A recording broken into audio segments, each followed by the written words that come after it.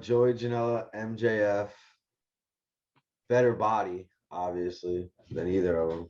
Literally, they're being blurred out. They're so gigantic. They're being blurred out. And welcome to the Wrestling Paradox Podcast. You guys are supposed to be like podcast. I do declare bankruptcy. You can't yell it. Ladies and gentlemen. I didn't yell it. I declared it. Ladies and gentlemen, welcome to the Wrestling Paradox Podcast on a special. Is it special or is this a special edition of the podcast? I feel like every edition is a special edition. It's always special. It's always special. It's always different. Is it? Why is it always special? Because we talk about wrestling. Isn't that great? You know what's crazy? I was thinking about this the other day. Is like we were all like wrestling nerds, like when we were in school, and everyone was like, "Oh yeah, just the wrestling kid," you know. But like, but in 2020, it was the only sport on. Like, and everyone like fell back in love with wrestling again. So like, who's the fucking nerds now? It was also deemed essential. It's essential. Right. All right. Before we get into this, hold on. Back up. Wrestling Paradox Podcast brought to you by M&J Ecological. We gotta get that out. 305-697-2258. 305-697-2258. Make sure you guys call Marcus Andrade if you got any problems with pests, lizards, chongas, people who moved to North Carolina without telling you.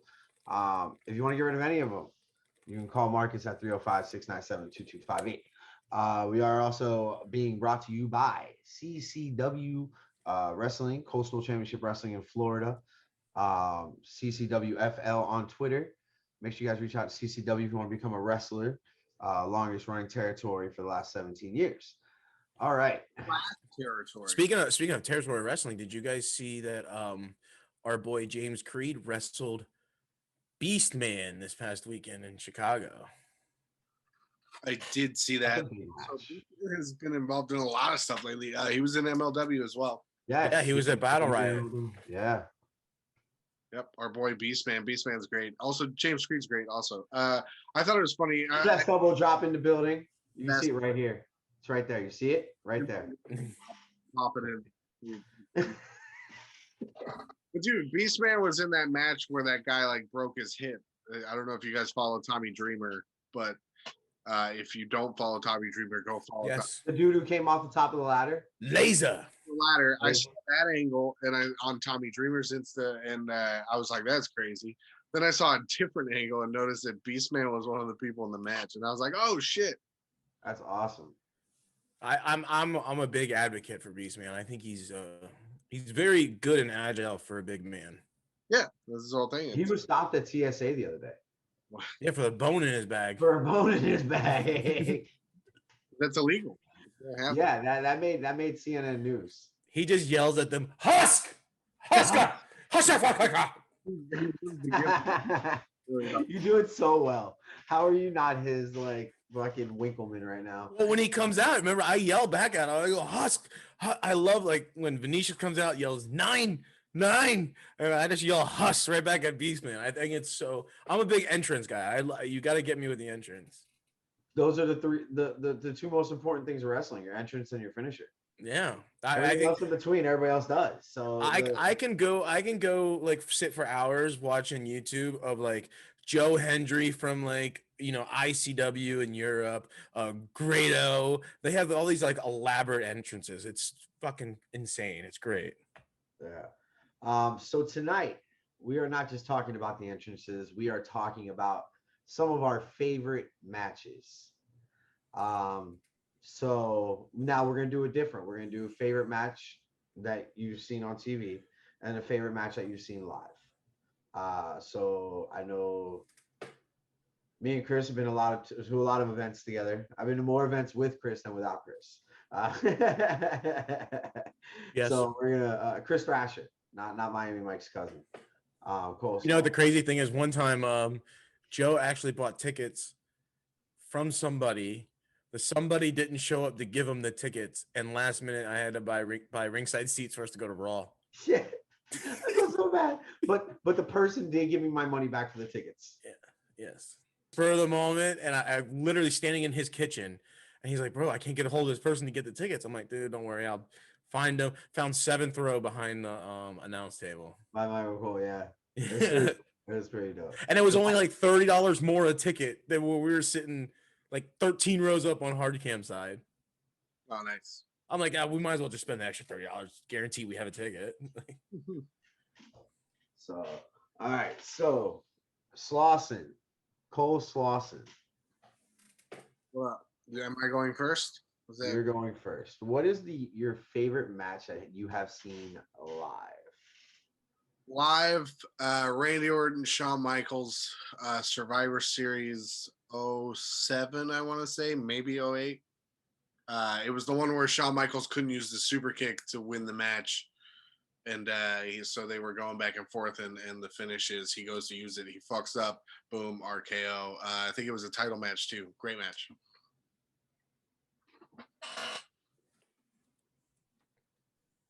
What else do you want from me? Was there a follow-up? Oh, I thought Thrasher was gonna jump in at some point. I'm sorry. What do you want from me? Wasn't the answer so good and so what you were not expecting? Well, no, it's not that. It's I always love that storyline. I love stipulations in matches where like, oh, you can't touch somebody until the match. Like I love that Shawn Michaels couldn't use the super kick. You know, I love like, and I love that era of Randy Orton. It was before he got like all messed up and like started complaining. He was still trying to overachieve for the stars. I mean, granted, I love the Randy Orton that we get now, but I think that was just a different rare form of Randy Orton. I think that was like the legend killer. Right. I think that Randy Orton was motivated by all of the big matches that he was having. And I think you got like an actual like motivated Randy Orton, which obviously through his career wasn't always the case. Now I feel like he is, but I feel like the product in itself just tells him what to do. So I don't think you can actually see that emotion out of him. But so there's always something interesting about Randy Orton. You know, that could be like something about Mary. There's something interesting about Randy. No. Is that hair gel? I can see Randy's poofing his little hair. All right. So no, the one interesting thing about Randy Orton is like, you know, we got to watch him from like a kid, from not a kid, but from like his first matches to now. Like, you know, we didn't get to see like Kevin Steen and Sami Zayn's first matches in like carnivals that were in the middle of nowhere. Like everything that Randy Orton's done has been on a WWE camera. So it's kind of cool to like watch him grow to where he is now. And what's he, 13-time world champion? Yeah, something like that. Yeah. So he's gonna end up being 14. He's gonna have one more title run. Now going back to what you just said, you know, you didn't see Kevin Steen and, you know, Sami Zayn wrestling carnivals, you know, and everything like that. Do you think we got to see more it's kind of like a cross sports question. Do you think we got to see more Randy Orton because of his name and not just because who he is? At the beginning, yes. I think at the beginning, yeah, he had a lot of issues, and I think he got a lot of passes for being Bob Orton's kid. Right. And, you know, he being friends with Triple H and having Ric Flair in his pocket and things like that, he got passes. Yeah. So his name carried him a lot. Now I think he's one of the most over names in wrestling. Any company would give Randy Orton any amount of money to show up to a camera or show up to one of their shows. Like now is his talent, I think. Right. And I still think he's good. I still think he can go and be a champion and have a 10-month run as champion. The guy still has it. He's been in business, 18 years now? So, I mean, that's good. That's good. I mean, I'm glad that we agreed on that because I mean, it's kind of like. I mean, it's kind of like if you have LeBron James's kid on a basketball team and, you know, Joe Schmo that lives next door, they average the same amount of points, but LeBron's kid is going to go further in life because he's LeBron's kid. Right. And I don't know if Joe Schmo is averaging the same points as LeBron's kid. No, I said if they are. Like if they're winning states and they're winning, you know, it's some Joe Schmo that's, you know. I'm laughing. Did you guys see that everybody's stealing the heads off of Space Jam toys? LeBron Space Jam toy, everybody's taking the heads off of them and selling them online on eBay. Why? Because it has a hairline. No, they're just taking them all out of the Walmart packages. I don't know what's going on. It's some fucking TikTok trend. It's great. They're just stealing all the heads off of them and leaving the whole body. I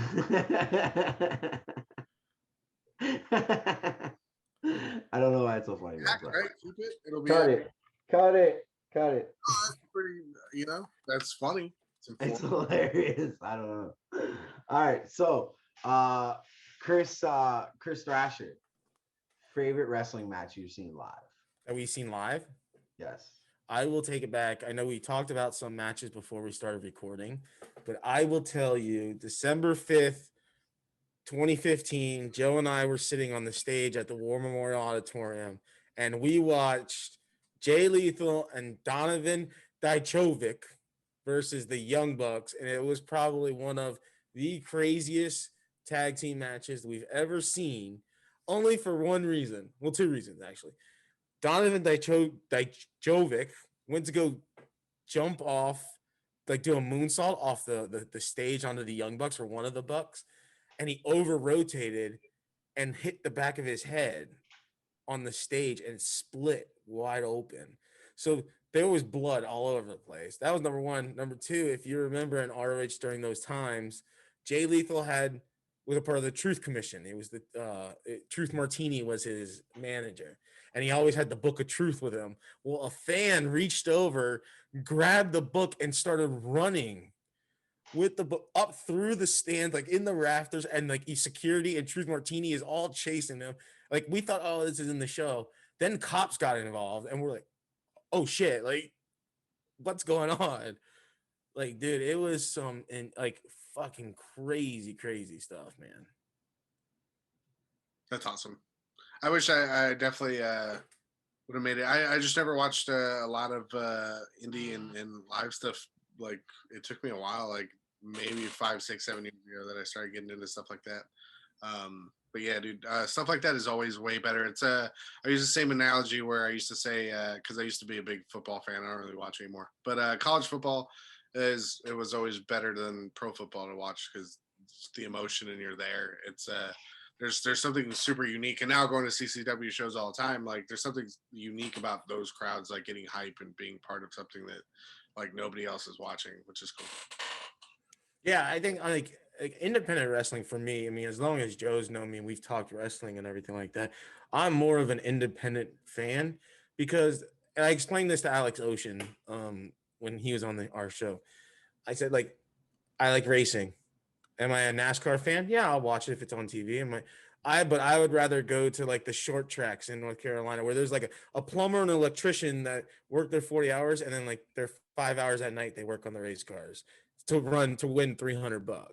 That's what I compare the indies for. Like there's people that work real jobs, go to school, train, and do these shows on Fridays and Saturdays. Thrasher's a real blue collar kind of guy. Yeah. But a lot of these companies are having better matches than what you're seeing on TV, dude, which is the even better part about it. Like you're missing out, people. I mean, the only atmosphere that I can compare CCW like brew shows is to what I watch on like YouTube or like the old tape trades of like PWG inside the Moose Lodge. Yeah. People are just standing on the ring, so close. And that's how it is at the brew show. It's just, there'll be 450 people, and it's just so compact in there that you could feel the adrenaline, you could feel the emotion. Dude, and now it's I was noticing it at the last one in July. It's now just a thing that they're gonna slam the guardrails, which I think is fucking awesome. It makes it like it gives it more of like a fight club for like even the fan they're not, but you like feel like even the fans are in on it and they're fucking going through because they're really like going nuts. So it's pretty cool to see like a I don't know, like every show or every company has like their signature thing. Like I think it's cool to watch those things like progress and like where they started. And that's you might want to tell your cousin though, that since he has ins with the front office, that the guardrails, if they do project, like people are they need to be like fastened a little bit better. No, yeah, the front office it wants nothing to do with Miami Mike, but I feel those same concerns, but just a sound guy. Miami Mike's a stooge. Yeah, because my 5-year-old stands on the He'll kick your ass if he hears that. my 5-year-old stands on the guardrail, so when it gets shaken and like it starts wobbling if it's not locked in, right? So he gets kind of apprehensive to stand on the guardrail. Yeah. It's And Matt Justice is like, move, kid. Yeah. Matt Justice leans over. He goes, "You might want to move." And I'm like, "What?" He goes, and then that's when Fonzie goes, "Come on, Daddy, take your kid, go." that's awesome. Fonzie's like always right there. I love So, where are we at? Well, the Your Chris. match.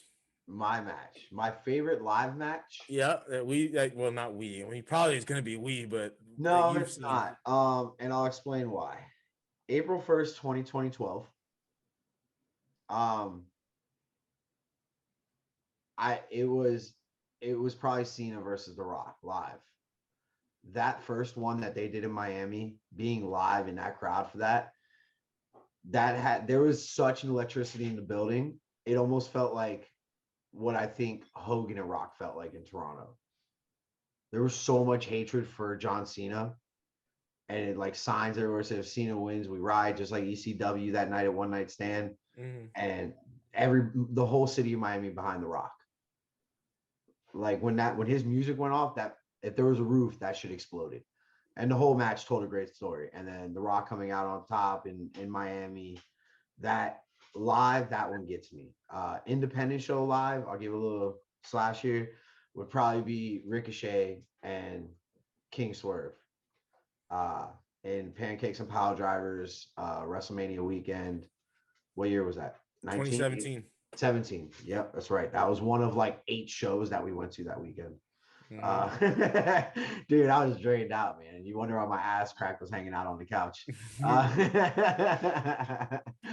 But no, man, that was a great weekend. Seeing Ricochet come off the top of the bleachers, like it was in like this ballroom, this giant ballroom, and there was bleachers that went like 15 rows up, and it went high. It went like 20 feet in the air inside this huge ballroom.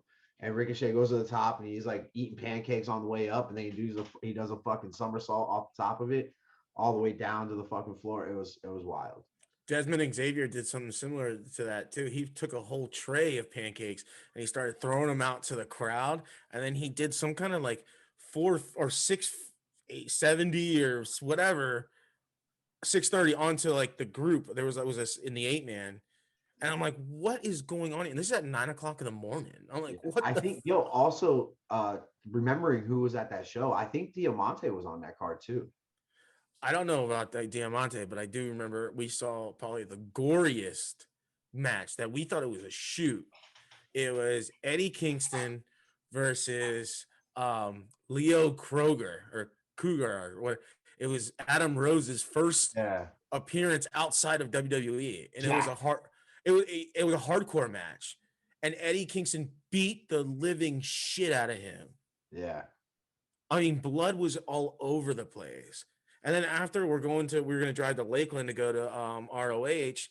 Eddie Kingston's just out there smoking a cigarette like it's nothing. I'm like, you just damn near killed a guy in there. Like, what the fuck? See, dude, that's what I mean about like those like Ricochet pancake. Like you're not gonna get those things at any other show. Like that's so cool. Oh, dude, Pancakes and Pile Drivers. That was Sammy Callahan's, wasn't it? Yeah. Dude, I hope that show comes back. Like I don't know if it's still around. We have to do even if we don't do Mania itself, you can just get your money's worth of indie wrestling. Oh, dude, there's gonna be so much great indie wrestling, and CCW is gonna have a show, and then you're gonna get Ring of Honor coming down, MLW coming down. Everybody's gonna come down for that weekend, especially in Miami. Right. Everything is open. It's all open. Winwood's gonna host like 8 shows. I like at the same time. Like that's a crazy stuff. Yeah. Well, that's what I love about like WrestleMania weekend with these indie guys is they'll rent like a ballroom and they'll just use one ring. And they just add, oh, here you got a 2.5 hour slot. All right, you got a 2.5 hour slot, and they just bulk load on that. So I'm like, it's such a smart like it's such a smart thing to do. Yeah, no, it's cool. It's unique. It's like its own. Dude, like it blows like a fan access or anything like that away. Like, would you rather see? Like, you're definitely going to see some people that in like 5-6 years are going to be the biggest thing on TV, You're gonna see some, and you're gonna see them in matches that you're never gonna see them in again. Like it's such a, especially for like wrestling nerds and stuff like that. It's such a unique thing that you have as a. It's not like a, you can have a ticket from it and stuff, I guess too. But like just to have that, like you guys do, like that's Yeah. Yeah, it's so I mean, and like what for that week, this is the person's job. We were walking out of the first Evolve show, and here comes Freddie Yehai, still in gear, just runs by us, and we're like, "Oh, good match, Freddie," and he's like, "Oh, thanks." Gets in his car, and he's going to the next show. There's no shower time. There's no. He had everything with him. He was going to the next show. it's like comedians in New York when they talked about like hitting 10, 12 spots a night, like uptown, but like just it's just like that weekend is just go time. Yeah, man. It's and especially for like top tier wrestlers. I mean, you can get probably like 8, 10 bookings in Mania week. You're banking all that money, and then your merch sale too, dude. It's nothing but profit. Yeah. And I think that's what killed a lot of like indie wrestlers and indie like promotions last year when Mania shut down. Yeah. That's the thing. Like a lot of the TV companies can rely on just showing you a taping or kind of use their advantages to get around that. But indie wrestling was kind of at the mercy of wherever they were at, what they had to do. So yeah. How has CCW survived all those years? Oh, no, they seem. I mean, I've only been there for about a year. They seem very dedicated to just making sure that that's what happens. Like, I mean, and it's not like they weren't drawing. Like like that question makes it sound like. I think the past couple years before COVID, they were drawing like 800 shows. And I mean, they had some big shows. I think they focus on. From what I've seen, training, everything, and like this isn't a fucking plug. Like I mean, we all work with those guys on different levels, but uh, training, they emphasize the work. I think you're getting quality shows at a CCW no matter what year you're looking at CCW. When it comes to indie wrestling quality, I think you're going to get a little bit of everything, which is why they're succeeding now. It's AEW has made that a thing for a lot of fans, and a lot of the fans of AEW are guys that were into indie wrestling, which is why they're so into AEW. So having a card with a little bit of everything on it is like the best thing you can have. You look at those bash shows. I mean, you can pick out a match that was a technical spectacle. Ariel and Johnny Nova had an amazing match at Bash, and then you can have some hardcore stuff. Will and Ocean stuff has proven that. I mean, we've had more, and then just everything, like from the whole roster, the crowd's into it. Like you get a little bit of everything. It's a well balanced show. Is my Yeah, it's. I mean, for me, what I think makes CCW like successful through all these times is their storylines may not like mesh or like long term, which is understandable. Like, there's different walls and they have to hit, but the way they book their card and set their card up for that show or that night tells a story in itself, which I think is you don't get that in a lot of indie promotions now. They'll just put, oh, Vince Steele against this big guy and it's gonna draw. There's no storytelling to the match. So, and I think that's what CCW does well. I mean, the case in point, the only time that I think I can remember that they told a story, they started a storyline in a match during a story was when I think it was Ariel Levy's first match. I think it was in November in Port St. Lucie, the show that we went to, Joe. And that's when he joined with Fonzie. And they attacked Cha-Cha. And they set the story up that way so that when the TV tapings came out, I think that was very, very well done. Yeah, and it's that's a good point because they do you don't get that at a lot of indie shows. That a lot of indie shows do run storylines, but you get to see the developing, or there's always a segment for that in a unique way. It's not just a promo, or it's not, hey, we did this. Like it's not just edited into their stuff. Like it happens at the shows. They show you, and they kind of. I mean, it's perfect. You're getting a glimpse of. It's almost like a movie trailer. Right. So, Right. It's honestly, and this is not a dig towards CCW in any way, shape, or form. It gives it a house show feel. Mhm. Yep. That it draws the people in. It's like, oh, that happened at that house show. I got to go to the next one.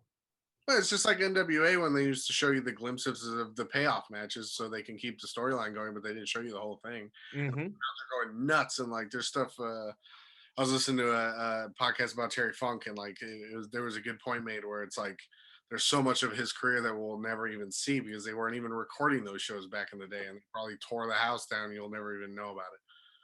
Dory Funk's dead. Dory Funk is very much alive, and so is Terry Funk. We love you, Terry. Your mother's an egg-sucking whore. That's why we love you, Terry. Dusty's an asshole. That asshole. All right. So forever, ever. forever and ever.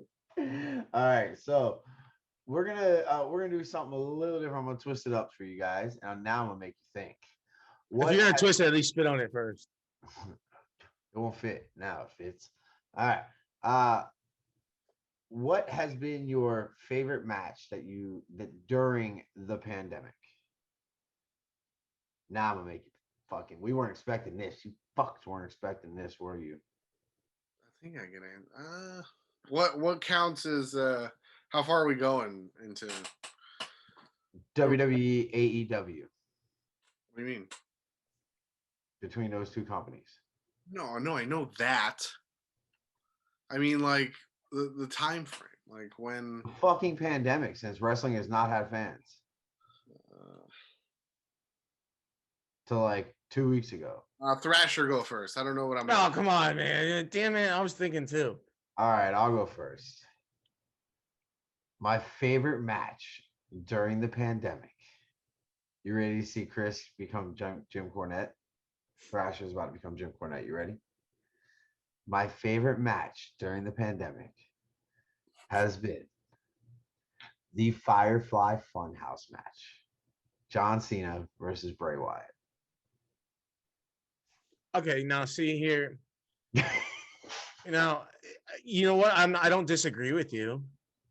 I don't disagree with you at all. I loved it. I was one of the few that liked it more than the Boner Yard match. Only because this one told a story. It told a story from beginning to end. Yeah, everything in that match had a purpose behind it. First, to know that everything came from Bray and he designed the match and he put it together and John went along with, like, to know that is amazing. But every little thing, John not being a wrestling guy, being a body guy, John fearing to become a heel, comes out with NWO, the Hulk Hogan thing, the Cena sucks thing, beating up a pig, just so many little things that if you knew what you were watching and you knew what to look, because I had to watch it twice before I fully understood it. But to catch the little things here and here and here and here, it became a story, and it was like, all right, he's telling the story of John Cena's life. Mm-hmm. And it almost kind of broke that fourth wall to where it's like, holy shit. So you think about it this way, like John Cena's fear of failing as a bodybuilder, and he became a wrestler because he felt it was things like that. It was just, it got me. I like that match. That match was one of my favorites. Chris is gonna say TJP and Alexander. I mean, it's really, really good. It's probably one of the best Iron Man matches I've ever seen because they fought for an hour. There was no like holds or resting holds or anything. And that's the thing. Like, people don't understand. We got just a feel of it, of that adrenaline inside a ring. When fans are cheering, it was fucking 200 people in that brewery chanting for us and cheering for us. And let me tell you something, Slawson, I'm sure your cousins felt this, Miami Mike, that adrenaline pumping through you when that crowd's going wild, either killing you as a fucking heel or loving you as a baby face or vice versa. When you get that, it's like a shot of adrenaline straight to your heart. When I went down and I got the pin for the 1, 2, 3, and my best friend counted it for me. Mm-hmm. not my best man, my best friend. Husk. When he counted that 1, 2, 3 for me, and I jumped up and we grabbed the belt, we're celebrating together. To know that Chris's son, a kid I look at as my nephew, was in the arena. My girl was in the arena. Chris's wife was in the arena. It was such a great feeling. And to wrestle, what I'm getting at is to wrestle in the pandemic and not have those fans behind you. You feel every bump, I'm sure. That adrenaline is just not kicking like it is in front of 16,000 people on a weekly basis or 80,000 people at WrestleMania. So I think everybody that wrestled, Mark Henry said it best. Anybody who wrestled in the pandemic deserves a patch to say I survived the pandemic. Well, because they made, I mean, and that they're still going at like if that was a different way. I feel like all those guys learned a completely different way to work on itself, like a completely different way to focus on what you're doing, how to make it look. Because like when you got fans going, when you're moving around, when you're doing stuff like it's easier to get caught up in making sure everything makes sense. But when nobody's in the crowd and you just got to make sure that that TV crowd is watching you, got to get every little thing over. You got to make sure everything looks on point. Like it's a whole different focus level. So I'm just imagining a lot of those guys are going to come out even better workers than they were already. I can go. My favorite match was the. It might not be, but it's definitely up there. It was the stadium, the first stadium 5-on-5 that they did. That was pretty awesome. It was a little bit because teleporting belongs in wrestling. Okay. What? Teleporting belongs in wrestling. Oh man, it was just fun, you know. Yeah. Matt Hardy goes under the water dressed one way, comes out dressed another way, completely dressed. Come on. You guys ever want to have fun, you know? You guys ever Let's be adults here. Let's be adults here and pick real matches. Then Young Bucks versus FTR. That was a good one. You win that one. Boom. You win that one. Well, I can tell you my match. Well, mine is a toss up. It is between TJP and Josh Alexander because of the fact that it was a great Iron Man match. Like I stated, it was probably one of the best ones I've ever seen.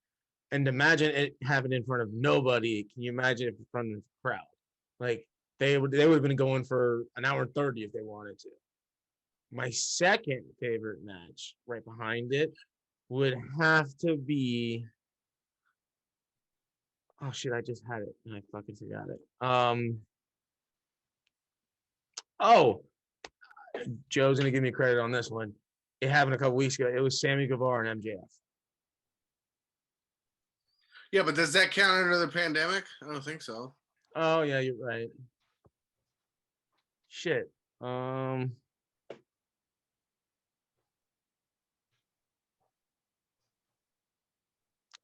Okay, then I would say that Kenny Omega and Hangman fought during the pandemic, didn't they? So we're gonna talk about your favorite match, which is the whole point about us talking about matches. Is this match that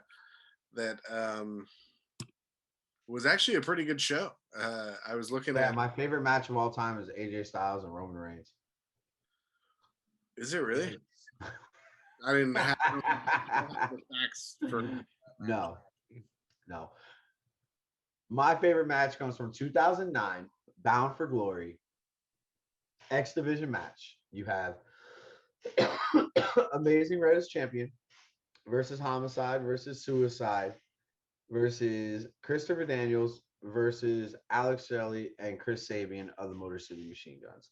Chris Thrasher, who was more over in their career, Chris Sabian or Alex Ocean? Well, I don't know who Chris Sabian is, but Chris Sabin. I'm sorry, I streamed my throat. I got a little. I don't know if Chris Sabian is related to Kip Sabian. I mean, he might, but Chris Sabin.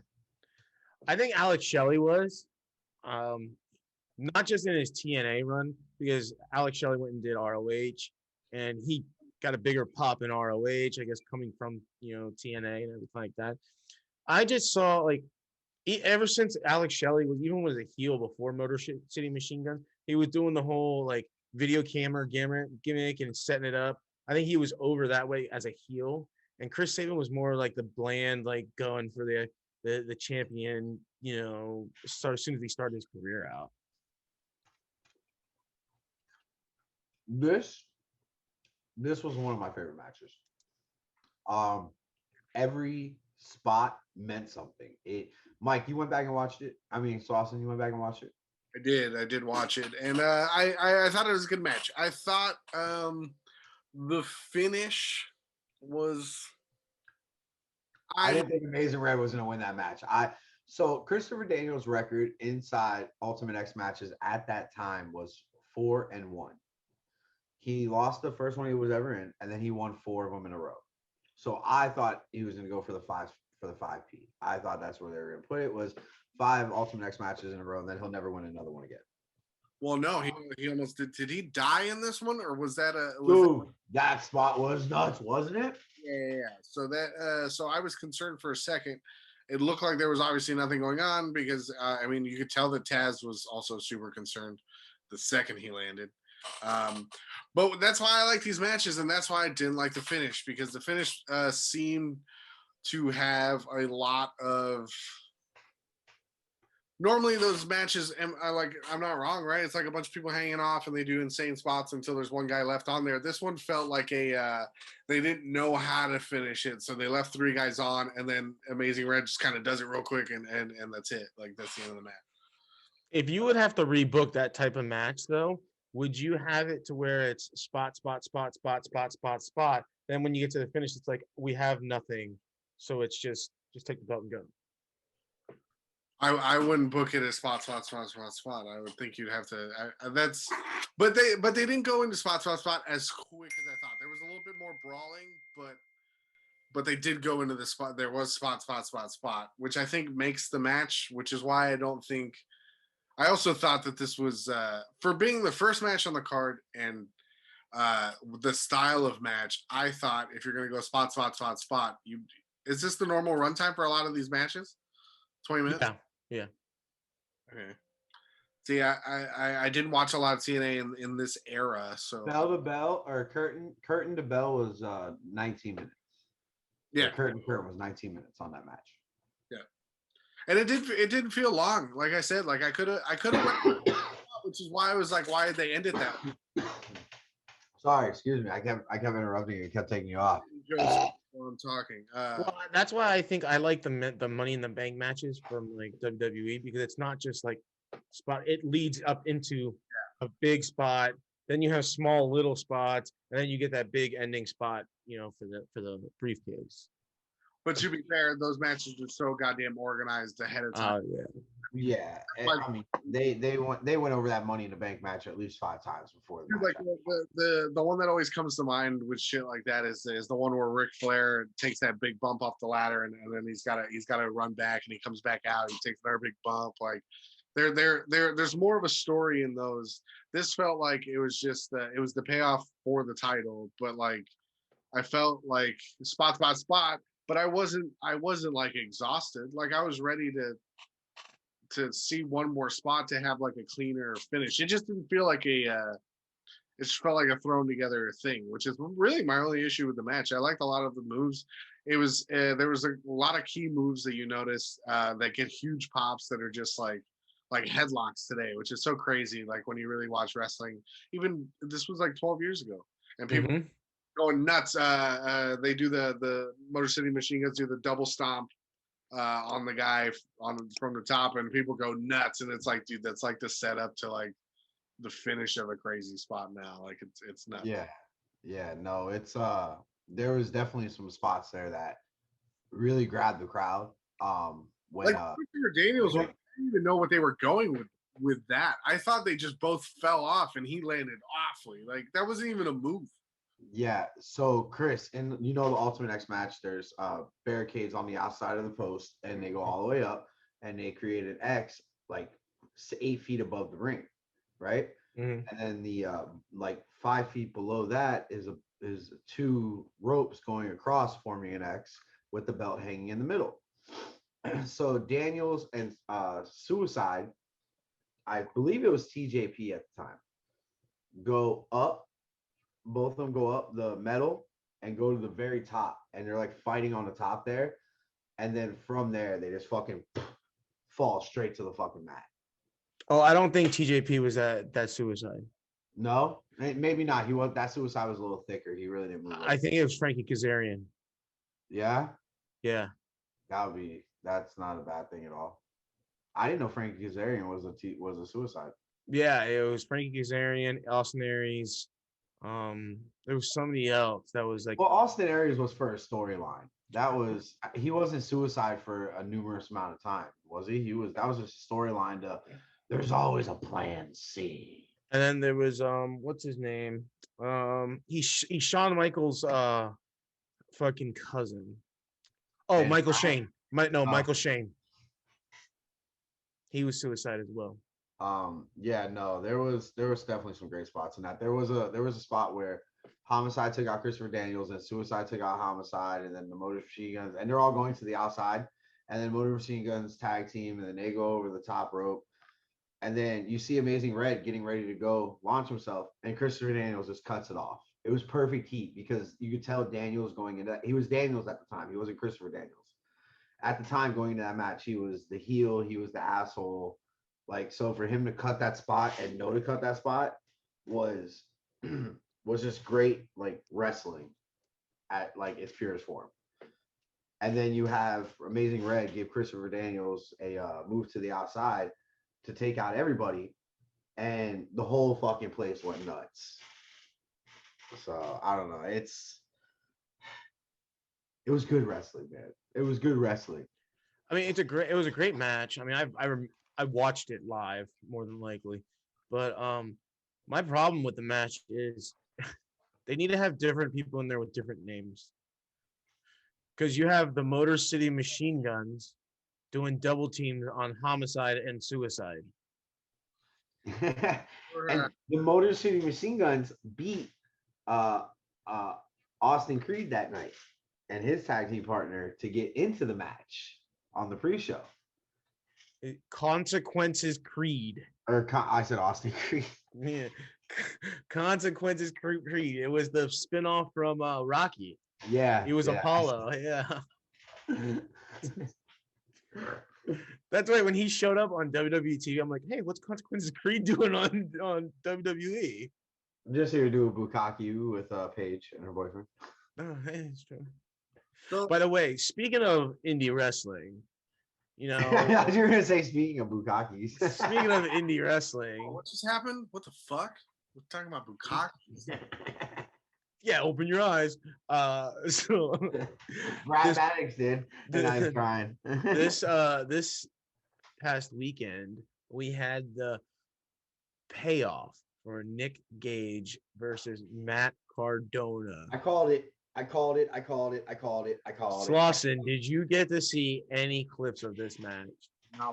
Well, I saw a picture of him at the end of it, which I know he went through it, but things I gotta check it out. He took a bump through the glass. Nice. Like a piece of glass or like a a piece of glass on like stuck in the corner. He hip tossed him right into it and it split open his arm, blood all over. I mean, major props to him. Yo, Matt Cardona showed the fuck up. This guy right here was announcing it. He climbed on the table because he was fucking popping so much. Yeah, way to steal a move from Pat McAfee. Oh my gosh, Joe. There's just always going to be somebody that's just more mainstream, and you're just going to like that more, and that's okay.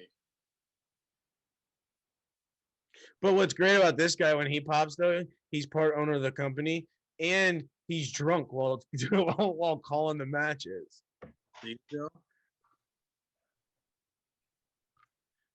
But it was such a Joey Janela. Jelly Nutella. No. That's why he ran away from Enzo. At a Blink 182 concert. What is this, 1999?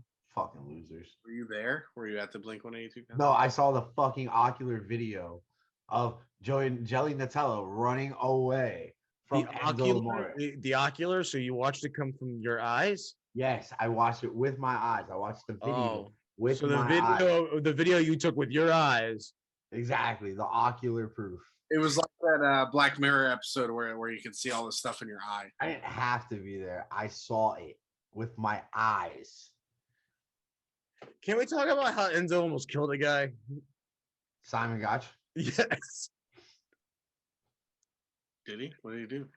You don't remember that? You don't remember him getting thrown into the bottom rope? Oh wait, Enzo. Oh, Gotch. Oh yeah, no, Gotch almost killed Gotch him. killed Enzo. Yeah. But go ahead, Enzo, and who else got killed? I'm not saying that. I'm not saying. Wait, did Enzo kill somebody? No. I just mixed it up. I thought you were trying to get me to say like Owen Hart or something like that. No. What? Oh my God, he's not Vince McMahon.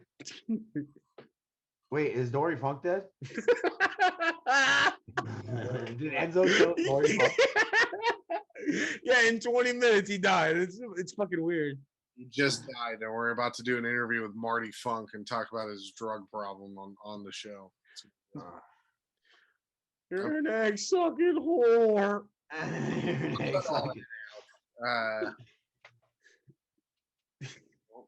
What do we do? Where are we? What's your favorite live match? We already talked about that. Wait, what was your favorite live match? I mean, not live match, TV match, not pandemic. Me? All time. Yeah, you. Oh, favorite TV. It was a pay-per-view, but I was gonna go with Chris Jericho versus Triple H, Fully Load 2000 Last Man Standing match. It's great. There you go. It's a good match. Great match. It's a great match. What's Chris Jericho? He's not that good. 4.5 stars. Yeah, because Dave Meltzer's ratings are really fucking count. Well, I was actually going to bring that up for Bound for Glory because it was very interesting to me that match gets a higher rating, not by much. It got 3 3/4 stars. It gets a higher rating than Abyss and Mick Foley, which got 3 1/4 stars. And the main event had AJ Styles and Sting, which also got 3 1/4 stars, and those were the highest rated matches on the show. Well, if you're 4.5 stars. Well, I'm just gonna let you know. Back then, TNA had a large women's roster, and a lot of the other matches 1.25. But what? there was a women's match after the Ultimate X match, which got a 1.25. But there was also an ODB Awesome Kong match that got 2 3/4, so that got better. Can we talk about the greatest TNA women's match to ever happen with Gail Kim and Taryn Terrell? Do you guys remember that match? No. What? Okay. You remember that match, right? No. Slawson? I never. I just know Gail Kim's married to Robert Irvine. You know Whatever. Gail. Yo, fuck both of you. Cut it. Edit it. Classic. Chris, Thrasher, what is your favorite match all time? All time? Yeah. Oh, hands down would have to be the Omega Okada series. And that's a wrap, folks. We appreciate everybody coming out tonight. Oh, did we hit all the cornet? Yeah. His corny hurts. I'm sorry. Did you guys do this? And did you guys talk before the show? We're like, yo, let's just fuck with Joe and give him all the worst matches that Cornette hates. We go over a list and we discuss whether Jim Cornette. We actually talk with Jim Cornette himself. Shut up, Jim. Yes, we're talking about him. Shut up. Thrasher keeps him locked up in his basement because that's the only safe place for Jim Cornette. Hide your wife. And your wrestling.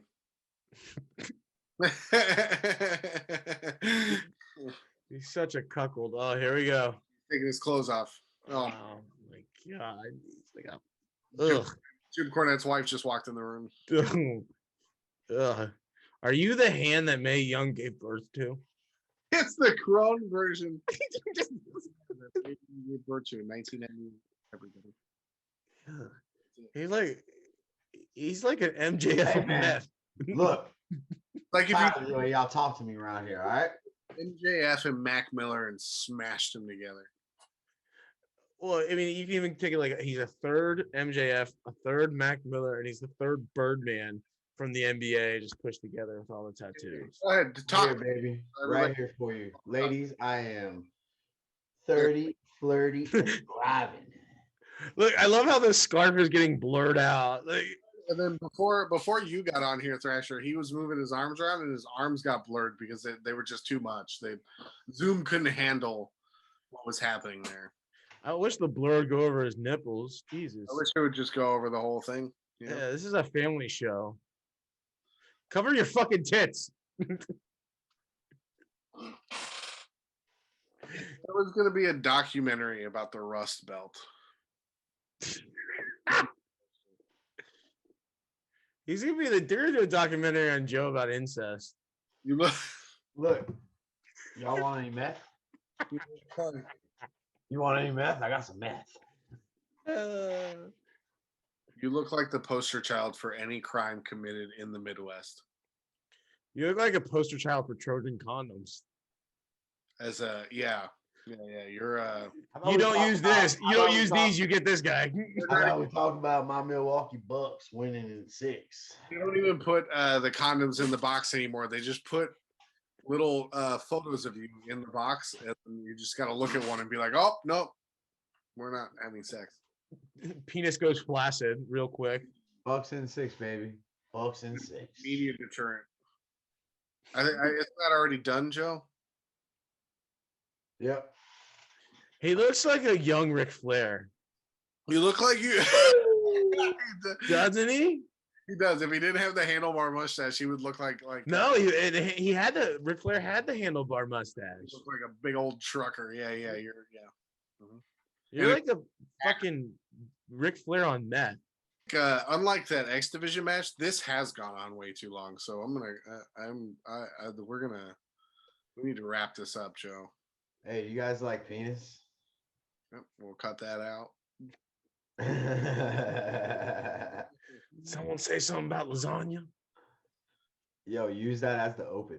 Yeah, there you go. There's my opening. I was trying to make one before, but that was perfect. It usually happens naturally. I tried to catch it with the recording, but it fucking tells you it's going to record, so it ruins it. Well, there you go. Now you got your opening. You guys like penis? Boom, and I go, nope, I'm cutting that out. And that's the opening right there. Boom, and then the explosion. All right, well, we got to wrap this one up, so let's go. Dory Funk is dead. God damn it. No, that's not how we wrap this up. Well, that was great, Joe. No, that's cheesy. I don't even like that. Somebody else. Ladies and gentlemen, this has been the Wrestling Motherfucker. Podcast. Yo, Chris, Yes. say something stupid. Something stupid. Yeah. That was great. Thank you. Fucking turn it off.